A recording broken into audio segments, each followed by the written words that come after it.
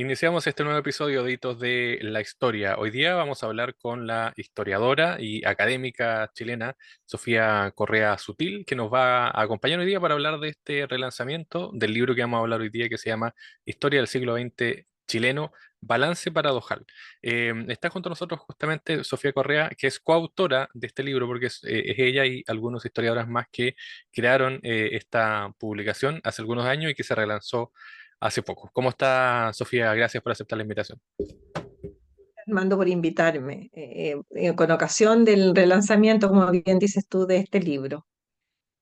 Bueno, a propósito del libro, pues hablemos de cómo nace cuál es el contexto que está tras el nacimiento del libro, porque como decíamos son varios autores, Sofía Correa, Alfredo Hitchcock Hall, está también Claudio Rolle, entre otros.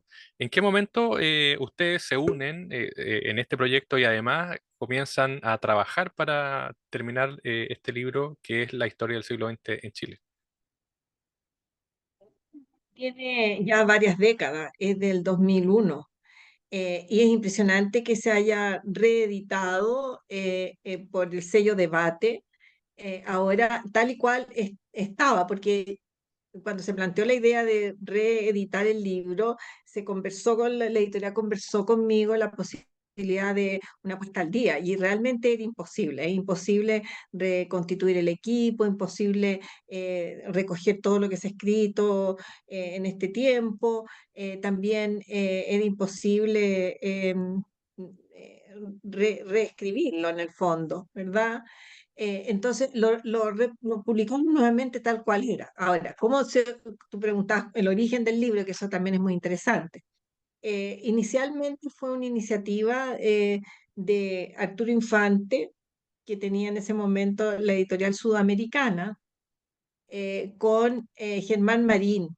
Germán Marín, un gran literato chileno y que fue un gran editor también, y que nos planteó, él fue muy entusiasta con la idea de escribir una historia del siglo XX chileno. Y habló conmigo y con Alfredo, mi marido, Alfredo Jocelyn Holt, uno de los autores del libro. Y nosotros planteamos que era imposible que lo hiciéramos nosotros dos solos, es decir, hacerlo únicamente nosotros dos significaba dejar de lado todas las otras obligaciones que teníamos, y no era posible hacerlo. Entonces, que formáramos un equipo más amplio y más diverso también, que nos permitiera distintas miradas y un diálogo más complejo. Entonces, invitamos a quienes en ese momento eran muy cercanos nuestros: Claudio Rolle, Consuelo Figueroa, Manuel Vicuña, que había sido alumno y muy cercano en esos momentos con Alfredo, y Aldo Yavar, que estuvo en toda la primera etapa. ¿En qué consistió la primera etapa? Eso es interesante también de ver. Consistió en conversar sobre el siglo XX para ver cuáles eran los énfasis, cuáles eran los temas que tenían que estar, cuáles eran las periodizaciones. Porque en historia, periodificar o periodizar, como se dice más correctamente, significa interpretar. Tú haces cortes según cómo tú interpretas el devenir de la historia. Entonces, periodizar implicaba generar cortes que dieran un sentido a esos subperíodos, digamos, dentro del siglo XX, porque el libro empieza en 1891, también fue una decisión que había que tomar. ¿Cuándo comienza el siglo XX? 1891, 1920, 1925, hay diversidad de autores que tratan el siglo en de distintos momentos, y nosotros estamos por 1891. Y comienza el libro en 1891 como una obertura, y termina en el 2000, matemáticamente en ese sentido. Pero también el libro se publica en 2001, o sea, el libro se escribe hasta el momento que se entrega, ya con bastante retardo respecto a las exigencias del editorial, también es verdad, hay que decirlo. Así que bueno, y después fuimos reuniéndonos, ¿cómo lo hicimos después? Em, de lograr esta visión de conjunto, fuimos distribuyendo los temas dentro de cada capítulo, subcapítulos, temas dentro del libro, y alguien se responsabilizaba de escribirlo, y después nos reuníamos semana a semana y discutíamos estos trabajos.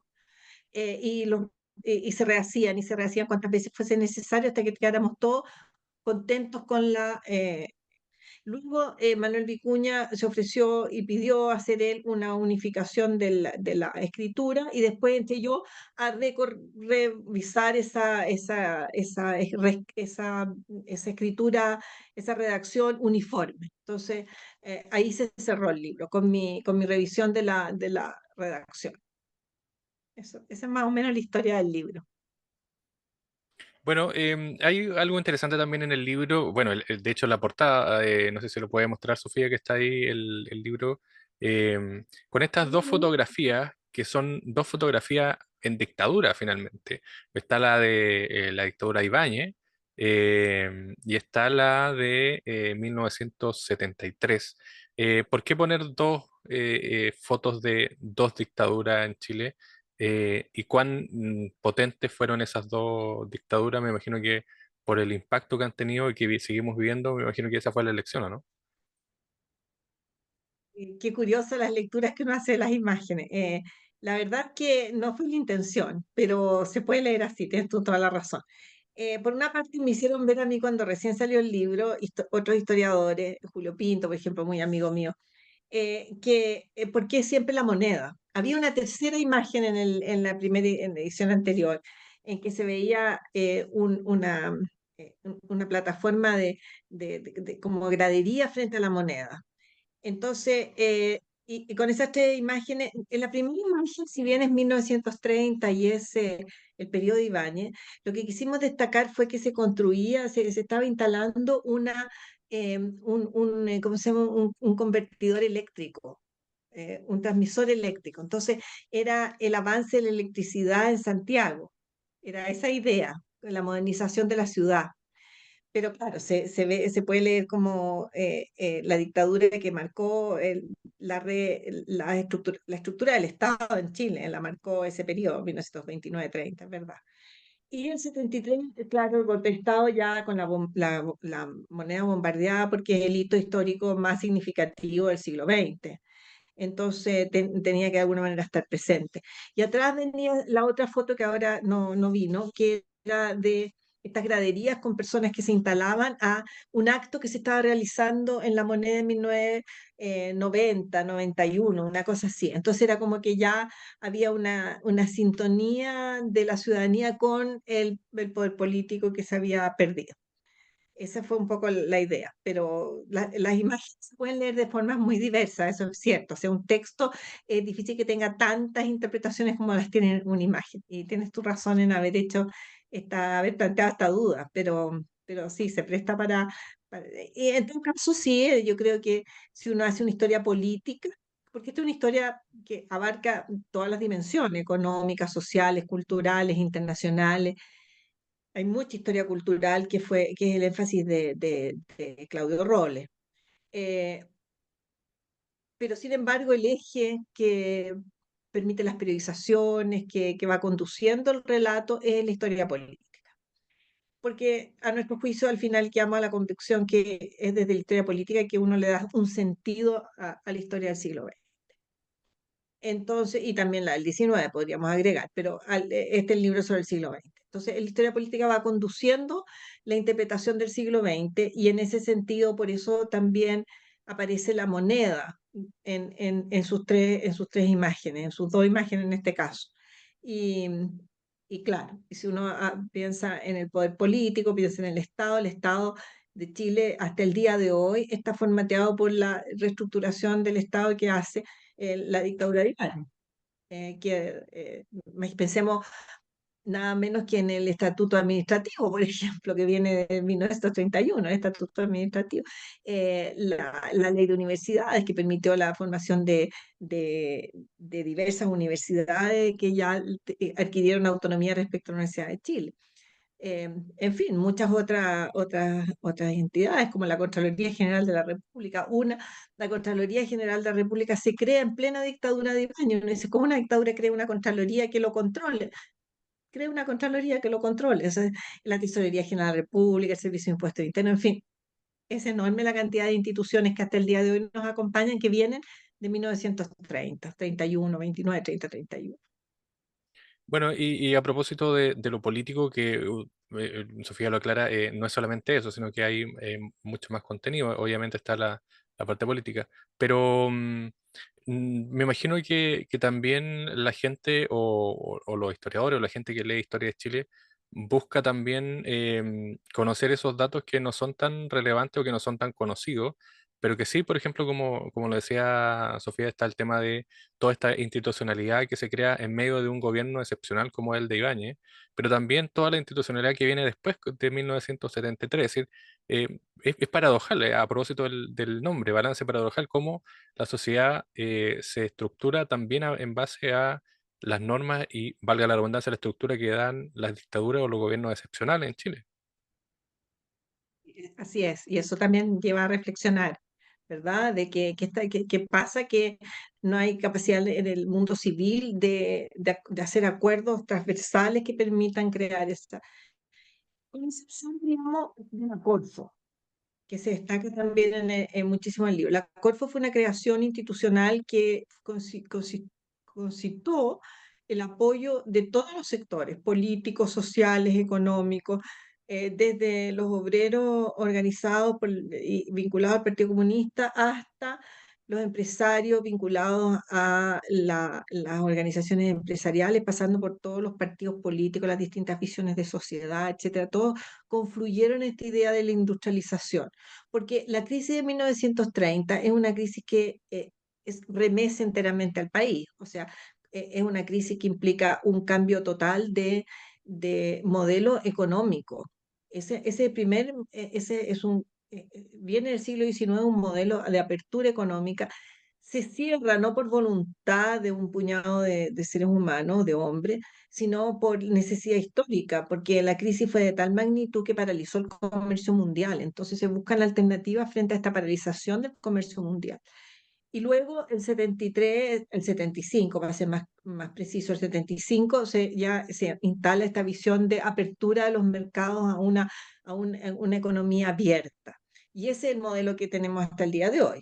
Tanto así que la elección de Trump nos atemoriza, digamos, las decisiones de Trump nos afectan a todos como país en la medida en que quiere restablecer un proteccionismo de la producción norteamericana, porque estamos insertos en un mundo globalizado y en un mundo en el cual la economía está abierta, y los mercados están abiertos, y nuestra producción, nuestro crecimiento está todo vinculado a esta apertura de los mercados.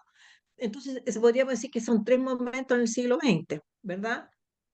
En esos modelos económicos sociales de apertura, económico en ese sentido. Y como modelos sociales también hay acumulación, hay más acumulación, porque toda la cuestión social es tratada ampliamente en el libro como una consecuencia del proceso de modernización inicial vinculado a la economía del salitre, vinculado a la naciente industrialización. Surge una cuestión social que no es que no hubiera pobreza antes, pero que ahora está mucho más vinculada a una estructura de producción. Entonces, vienen las leyes sociales, viene la conciencia, llamada la cuestión social, conciencia en la élite de este problema, cuestión social, y luego las primeras leyes sociales, luego el periodo de Ibáñez, justamente la dictadura que estábamos hablando recién, el Código del Trabajo. El Código del Trabajo, si bien digamos, se acelera las leyes sociales durante Alessandri, es Ibáñez el que implementa la legislación social y hace y elabora este código del trabajo. Los códigos que son, los códigos son sistematización de leyes múltiples. Eso es el código, no es una nueva forma de ver la ley. Pero el código del trabajo entonces recoge toda esta legislación dispersa y le da un sentido. Y después se sigue ahondando en esta línea de responsabilidad frente a los sectores más desposeídos y de protección al trabajo. Y eso no se pierde ni aún en la dictadura, porque cuando se desprotege el trabajo se sabe que se está transgrediendo una cultura política. Entonces, en eso es mucho más acumulativo, digamos, el modelo. social. Y bueno, el estado de bienestar que muchas veces se ve como con mucha nostalgia desde, desde hoy, digamos como que todos éramos felices con el estado de bienestar y a todos el estado nos daba lo que necesitábamos. Es muy precario el estado de bienestar, es muy, acompaña a sectores muy pequeños.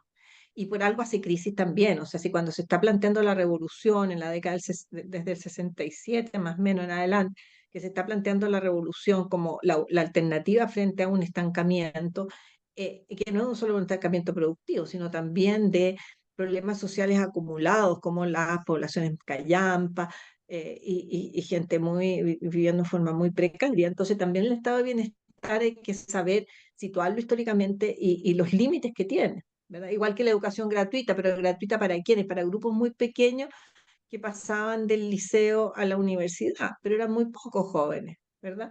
Entonces se plantea la gratuidad de la universidad en el siglo XXI y tiende a colapsar el sistema económico e institucional universitario también. Entonces, eso, hay una nostalgia de un Chile que se creía más, más igualitario, más protegido, y que se está mirando solo a los protegidos y no a los desprotegidos en ese mundo. Y a propósito de eso, del tema social, estas corrientes que, bueno, Chile no es indiferente a las corrientes, está lo que ocurre al inicio del siglo XX, ¿no es cierto?, con todo el tema social, proletario, todo el tema del norte con los trabajadores, que también genera ahí bueno, lo que decíamos, todos estos cambios que se van concretando, lo que viene después con esta ola, ¿no es cierto?, la Revolución Cubana y todo el tema revolucionario, lo que viene también después con el tema de la respuesta que es la dictadura a eso, después con todo el tema de la transición. em, ¿Cómo entender a Chile dentro de ese contexto? Porque pareciera que, no sé si era un país, por así decirlo, fundamental para las grandes potencias, excepto en algunos momentos de nuestra historia del siglo XX. Pienso eso, porque bueno, nosotros toda nuestra historia es desde antes de la independencia, ¿no es cierto? Está inserta en la historia mundial, en la historia europea fundamentalmente, ¿verdad? Tenemos que entendernos desde la expansión española para poder entender nuestro periodo español, dentro del imperio español, o se puede llamar imperial, colonial, en fin, hay distintos, según la interpretación que se le dé, distintas formas de nombrarlo. Luego la independencia también es un fenómeno continental y es un fenómeno que se da en el contexto de el fin de la expansión del dominio napoleónico en Europa. Y entonces siempre tenemos que estar mirando lo que está pasando en Europa. Y luego Estados Unidos pasa a ser una potencia muy clave y Estados Unidos entonces con sus intereses económicos, más también podríamos decir políticos, pero más eso de políticos tiene que ver más en el periodo de la Guerra Fría, porque después de la Segunda Guerra Mundial viene este conflicto entre Estados Unidos y la Unión Soviética que nunca llega a ser una guerra mundial, digamos, una tercera guerra mundial, el cual ya no estaríamos conversando porque nos habríamos explotado el planeta, porque hay bombas atómicas, hasta el día de hoy hay bombas atómicas. Entonces, en vez de una guerra mundial, fue una guerra fría, o sea, con guerras localizadas y un reparto del dominio del mundo entre las dos potencias. Y en ese reparto del dominio, lo que se dividió entre las potencias fue Europa, que era difícil de decir, hasta aquí llega la influencia rusa y hasta acá llega la influencia norteamericana. Y eso es lo que se llamó la cortina de hierro, y eso es lo que se habló de la Europa del Este, que estaba dominada por la Unión Soviética.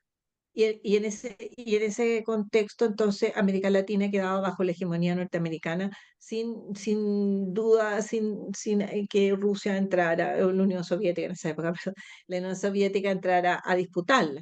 Pero sucede la Revolución Cubana, que es una revolución local, con metas locales, que fue bien vista por Estados Unidos en sus inicios. Hay que pensar el apoteósico viaje de Fidel Castro a Nueva York, a la Asamblea de Naciones Unidas, pero también muy aplaudido por el mundo norteamericano. Y luego él se da cuenta que tiene que confrontarse con Estados Unidos en la toma de algunas decisiones, y eso lo lleva a hacer la alianza con la Unión Soviética. Y ahí entonces la cosa se complica mucho y Fidel Castro decide exportar la revolución y manda, y se viene el Che Guevara a América del Sur. Entonces, eso hace que el problema de la revolución se vuelva un problema continental, aunque había habido antes revoluciones, como la Revolución Mexicana, por supuesto. Pero esta tiene una connotación socialista muy clara y muy continental. La Revolución cubana, la Revolución Mexicana no llega a Chile con un intento revolucionario expansivo, no. Pero sí la Revolución cubana, ciertamente que sí. Por último, Sofía, a propósito del valor de la historia, el valor de la lectura y de ir nuevamente reconociéndonos en lo que ha sido el siglo XX, ¿cuál dirías tú que es, por así decirlo, lo que podríamos esperar del libro, más allá de que un trabajo colectivo? Pero, ¿cuáles son, como por así decirlo, las proyecciones que ustedes tenían cuando iniciaron el libro y cuando terminaron el libro? ¿Cuáles son las proyecciones que finalmente quedaron ahí sobre la mesa y decir, bueno, puede servir el libro para esto, para estos términos, para estas cosas que a los ciudadanos les va a servir específicamente? Nosotros siempre pensamos que fuera un libro de acceso a un público muy amplio. No es un libro de especialistas llenas de notas a pie, no las hay, de hecho. Hay en el texto referencias a algunas fuentes porque son evidentes que hay que hacerlo.